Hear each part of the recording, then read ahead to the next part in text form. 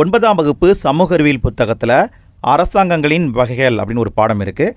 இந்த பாடத்தில் இருக்கிற முக்கியமான பாயிண்ட்ஸை எடுத்து அதை ஷார்ட் நோட்ஸாக மாற்றி இருக்கிறோம். அதை தான் இன்றைக்கி பார்க்க போகிறோம். முதல்ல நோட்ஸை பார்க்க போகிறோம். அடுத்து இந்த பாடத்துக்கு பின்னாடி இருக்கிற புக் பேக் கொஷின் அதையும் பார்க்க போகிறோம். வீடியோவை பார்க்குறதுக்கு முன்னால் வீடியோவை முழுமையாக பாருங்கள். வீடியோ பிடிச்சிருந்தால் மறக்காமல் லைக் போடுங்க. வீடியோ எப்படி இருந்தது அப்படிங்கிறதையும் கமெண்ட்டில் போட்டு விடுங்க. முதல்ல என்ன கொடுத்துருக்காங்கன்னா, அரசாங்கம் அப்படிங்கிற வார்த்தை எப்படி உருவாகியிருக்கு அப்படிங்கிறத கொடுத்துருக்காங்க. அரசாங்கம் அப்படிங்கிறத நம்ம இங்கிலீஷில் கவர்மெண்ட் அப்படின்னு சொல்லுவோம். இந்த கவர்மெண்ட் அப்படிங்கிற வார்த்தை எப்படி உருவாகியிருக்குன்னு பார்த்தீங்கன்னா, லத்தீன் மொழியில் குபர்னர் அப்படின்னு ஒரு வார்த்தை இருக்குங்க. என்ன மொழி? லத்தீன் மொழி. அந்த குபர்னருங்கிற வார்த்தைக்கு என்ன அர்த்தம்னு பார்த்தீங்கன்னா, இயக்கு, ஆட்சி செய், வழிநடத்து, ஆள் அப்படின்னு அர்த்தங்க. இந்த வார்த்தையிலிருந்து, இந்த குபர்னருங்கிற வார்த்தையிலிருந்து பிரெஞ்சு மொழியில் கவர்னருங்கிற வார்த்தை உருவாகியிருக்கு. அந்த வார்த்தையிலிருந்து ஆங்கில மொழியில் கவர்மெண்ட் அப்படிங்கிற வார்த்தை வந்திருக்கு. எப்படிலாம் வந்திருக்கு பாருங்கள். குபர்னர்லேருந்து கவர்னர், கவர்னர்லேருந்து கவர்மெண்ட், இப்படி தான் உருவாகியிருக்கு. ஒரு அரசாங்கம் இருக்குன்னா அந்த அரசாங்கத்தில் 3 முக்கியமான அங்கங்கள் இருக்கும். 3 முக்கிய பார்ட் இருக்கும். அது என்னன்னு பார்த்தீங்கன்னா, சட்டமன்றம், நிர்வாகம், நீதித்துறை. இந்த 3ம் சேர்ந்து இயங்கினாதான் அந்த அரசாங்கம் நல்ல அரசாங்கமாக இருக்கும். அடுத்தது ஆட்சி முறைக்கு போகிறோம். உலகத்தில் இருக்கிற அரசாங்கங்களை பொதுவாக 2 வகையாக நம்ம பிரிக்கலாம். ஒற்றையாட்சி முறை, கூட்டாட்சி முறைன்னு பிரிக்கிறாங்க. ஒற்றையாட்சி முறை அப்படின்னா, அந்த நாட்டில் ஒரே ஒரு அரசு மட்டும்தான் இருக்கும். அதாவது சென்ட்ரல் கவர்மெண்ட் மட்டும்தான் இருக்கும், ஸ்டேட் கவர்மெண்ட் இருக்காது. ஸ்டேட் கவர்மெண்ட்டே இருக்காதுங்க. அப்படிப்பட்ட நாடுகள் எதுன்னு பார்த்தீங்கன்னா, இங்கிலாந்து, ஃப்ரான்ஸ், ஜப்பான், இலங்கை. இந்த நாடுகள் எல்லாத்தையுமே பார்த்தீங்கன்னா ஒரே ஒரு கவர்மெண்ட் மட்டும்தான் இருக்கும். ஸ்டேட் கவர்மெண்ட்டெல்லாம் இருக்கவே இருக்காது. ஒரே கவர்மெண்ட் மட்டும்தான் ஆட்சியை நடத்துவாங்க. அடுத்து கூட்டாட்சி முறை. கூட்டாட்சி முறைனா சென்ட்ரல் கவர்மெண்ட்டும் இருக்கும், பல ஸ்டேட் கவர்மெண்ட்டும் இருக்கும். எல்லாமே சேர்ந்து கூட்டாக ஆட்சியை நடத்துவாங்க. இதற்கு உதாரணம் பார்த்தீங்கன்னா, America, Switzerland, Australia, Canada, Russia, Brazil, Argentina, இந்த நாடுகளெல்லாம் சொல்லலாம். இந்த நாடுகள்லாம் கூட்டாட்சி முறையை கொண்ட நாடுகள். அடுத்து மக்களாட்சி முறையை பார்க்குறோம். நவீன காலத்தில் மக்களாட்சி அப்படிங்கிறதா ரொம்ப ட்ரெண்டிங்கில் இருக்குது. மக்களே ஆளக்கூடியதான் மக்களாட்சி. நவீன மக்களாட்சியை 2 வகையாக பிரிக்கிறாங்க. நாடாளுமன்ற ஆட்சி முறை, அதிபர் மக்களாட்சி முறை. இதை கொஞ்சம் டீட்டெயிலாக பார்க்கலாம். நாடாளுமன்ற ஆட்சி முறைனா, மக்கள் ஓட்டு போட்டு எம்பிக்களை தேர்ந்தெடுப்பாங்க. எம்பி, எம்எல்ஏக்களை தேர்ந்தெடுப்பாங்க. அவங்க நம்ம சார்பாக நாடாளுமன்றத்தில் கூடி ஒரு சட்டம் வேணுமா வேண்டாமாங்கிறத முடிவு பண்ணுவாங்க. யார் முடிவு பண்ணுறாங்க? நம்ம தேர்ந்தெடுத்து எம்பிக்கள் முடிவு பண்ணுறாங்க. அந்த எம்பிக்கள் என்ன பண்ணுவாங்க? அவங்களுக்குள்ள ஒரு தலைவரை பிரதமராக தேர்ந்தெடுப்பாங்க. இப்படி எல்லாரும் ஒற்றுமையாக சேர்ந்து ஆட்சியை நடத்துவாங்க. அதுதான் நாடாளுமன்ற ஆட்சி முறை. இதை வெவ்வேறு பெயர்லேயும் அழைக்கிறாங்க. அமைச்சரவை அரசாங்கம்னு சொல்லுவாங்க, பொறுப்பு அரசாங்கம்னு சொல்லுவாங்க, வெஸ்ட் மினிஸ்டர் அரசாங்கம் மாதிரின்னு சொல்லுவாங்க. இந்த நாடாளுமன்ற ஆட்சி முறையை பொறுத்த வரைக்கும் ஒரு முக்கியமான பாயிண்ட் கவனிங்க. அரசின் தலைவராக குடியரசுத் தலைவர் இருப்பார். அரசாங்கத்தின் தலைவராக பிரதமர் இருப்பார். இதை அடிக்கடி கேட்குறாங்க, நல்லா பார்த்துக்கோங்க. அரசின் தலைவர்னா குடியரசுத் தலைவர், அரசாங்கத்தின் தலைவர்னா பிரதம அமைச்சர். நாடாளுமன்ற ஆட்சி முறை எங்கெல்லாம் இருக்குதுன்னு பார்த்தீங்கன்னா, பிரிட்டனில் இருக்குது, ஜப்பானில் இருக்குது, கனடாவில் இருக்குது, இந்தியாவில் இருக்குது.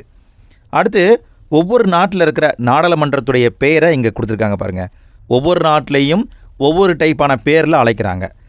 இஸ்ரேலில் கெசனேட் அப்படின்னு பேர், ஜெர்மனியில் பந்தேஸ்டாக்னு பேர், டென்மார்க்கில் போக்டிங்னு பேர், நார்வேயில் ஸ்டார்டிங்னு பேர், அமெரிக்காவில் காங்கிரஸ்னு பேர், ஜப்பானில் டயட்னு பேர், பிரிட்டனில் பார்லிமெண்ட்டுன்னு பேர். இந்த பேர்களை நல்லா மனப்பாடம் பண்ணிக்கோங்க. இதை டிஎன்பிஎஸ்சி தேர்வில் கேட்குறாங்க. ஸோ நல்லா பார்த்துக்கோங்க. அடுத்தது அதிபர் மக்களாட்சி முறைக்கு போகிறோம்.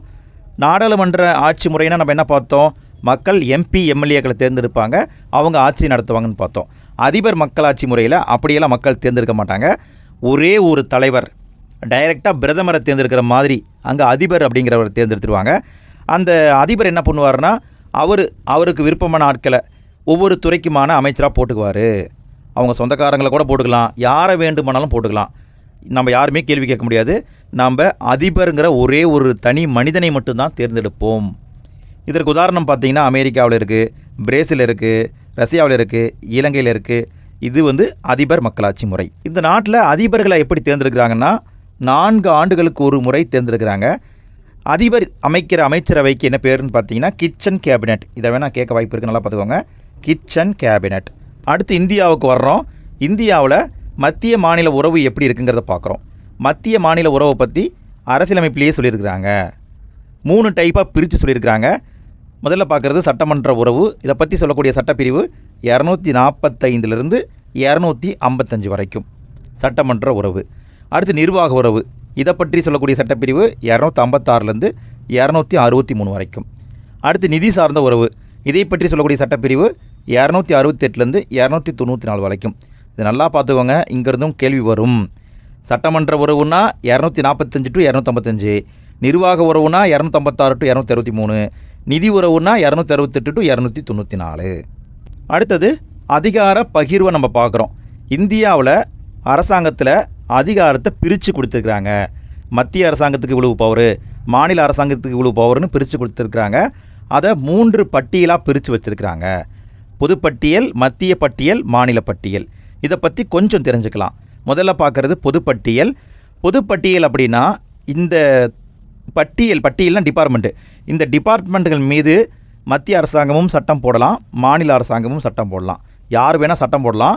2 பேருமே சட்டம் போடுறாங்கன்னு வைங்க, அதில் மத்திய அரசாங்கம் போடுற சட்டத்துக்கு தான் முன்னுரிமை கொடுப்பாங்க. நல்லா பார்த்துக்கோங்க, பொதுப்பட்டியல் மீது மத்திய அரசாங்கம் போடுற சட்டம் தான் செல்லும். பொதுப்பட்டியலில் 52 டிபார்ட்மெண்ட் இருக்குது. அதில் சில டிபார்ட்மெண்ட்டை கொடுத்துருக்காங்க பாருங்கள். குற்றவியல் மற்றும் சிவில் நடைமுறைகள், திருமணம் மற்றும் விவாகரத்து, செய்தித்தாள், புத்தகங்கள் மற்றும் அச்சகங்கள், மக்கள் தொகை கட்டுப்பாடு. இது பொதுப்பட்டியலில் வருது. அடுத்து மத்திய பட்டியல். மத்திய பட்டியல்னால் இந்த டிபார்ட்மெண்ட் மேலே மத்திய கவர்மெண்ட் மட்டும்தான் சட்டம் போட முடியும். 100 டிபார்ட்மெண்ட் இருக்குது. சில டிபார்ட்மெண்ட்டை கொடுத்துருக்காங்க பாருங்கள். வெளியுறவுத்துறைகள், பாதுகாப்பு, ஆயுதப்படைகள், தொலைத்தொடர்பு, தபால் மற்றும் தந்தி, மாநிலங்களுக்கு இடையான வியாபாரம், எல்லாமே மத்திய பட்டியலில் இருக்குது. அடுத்து மாநில பட்டியல். மாநில பட்டியல் அப்படின்னா மாநில கவர்மெண்ட்டு மட்டுமே சட்டம் போடக்கூடியது. 61 டிபார்ட்மெண்ட் இருக்குது. சில டிபார்ட்மெண்ட்டை கொடுத்துருக்காங்க பாருங்கள்.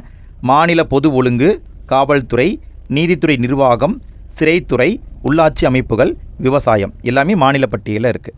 அடுத்தது மொத்த தேசிய மகிழ்ச்சி குறியீடு அப்படிங்கிறத பார்க்குறோம்.